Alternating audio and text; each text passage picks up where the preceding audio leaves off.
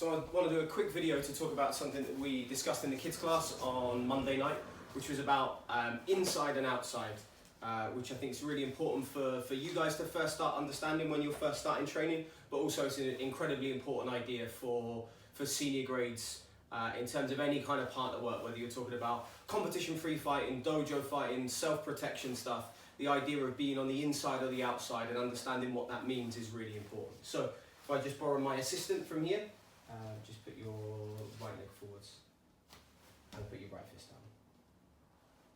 And punch towards my face. There you go, lovely.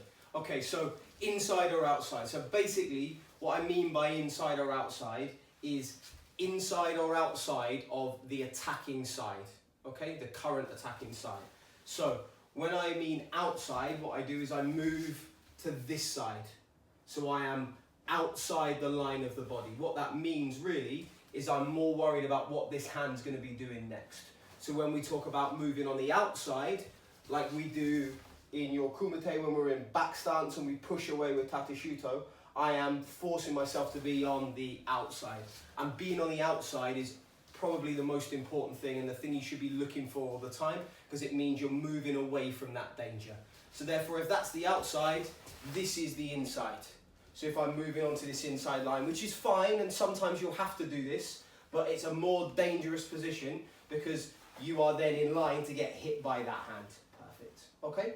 So it also now doesn't matter which leg they have forwards, because whatever is the attacking side, that's the side I want to be on the outside of. So again, I'm moving away from that opposite attacking hand. So this is the threat. This is the thing that's coming next. Okay? Now if you stand up for me, please. And put both hands up like this. Okay, great. So seniors, we speak about this a lot, kind of the movement to the inside and the outside. And when we first start teaching it to junior grades, we teach it from a kind of a blocking perspective. So we're moving away from that. As you get more senior, we understand that blocking isn't really blocking, it's receiving. And you never want to be making a backward step, because that first backward step leads on to a creation of momentum from then. They're just going to keep coming forwards and forwards and forwards. So inside and outside still applies. The only difference is now I do it with a forwards movement.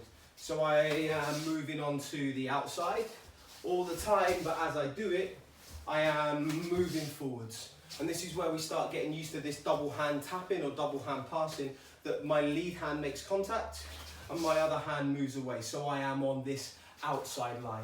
So this can work off a grab. So she goes to grab me, I'm trying to work off the outside. But what I'm not doing is I'm not moving away, because that means she's going to end up swinging that hand afterwards. So as that push comes in, I want to be on the outside line all the time.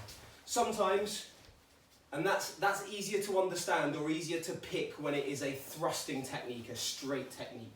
When it's a circular technique, I don't necessarily have that luxury, because I might want to be on the outside, but if the trajectory, if the track of that technique comes round this way, it's very hard or harder for me to be on this outside line, because the technique's coming round this way. So sometimes I have to be on the inside.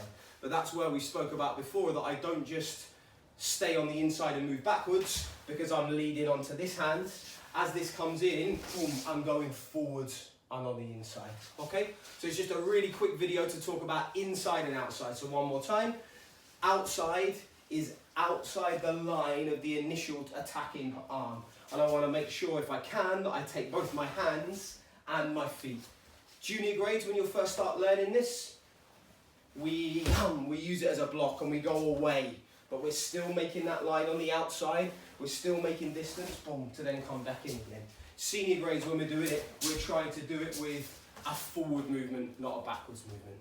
Okay, so that's something that we spoke about in the kids class on Monday. Just wanted to do a little video to help you out with that.